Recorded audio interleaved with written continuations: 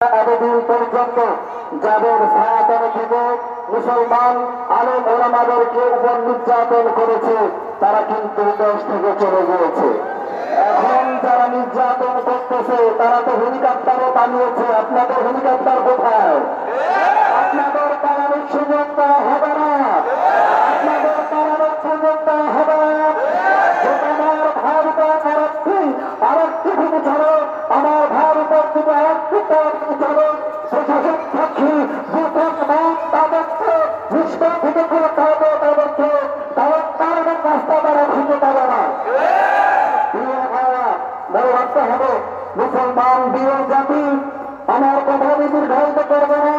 মুসলমান বীর জাতি তারা আজকে ভক্তের প্রতি হিন্দুদের সাথে মিলেমিশে তারা আজকে মুসলমানদের উপর এভাবে তারা চড়া হয়ে উঠেছে।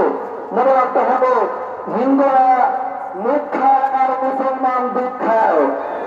সত্যাগ্রহ সত্যাগ্রহ হবে না, মুসলমান আর কাপড় সত্যাগ্রহ হবে না, হিন্দু আর মুসলমানের সত্যাগ্রহ হবে না। ইনশাআল্লাহ বাংলাদেশের মধ্যে ইসলামী পতাকা খিচুড়ির মধ্যে থাকবে ইনশাআল্লাহ।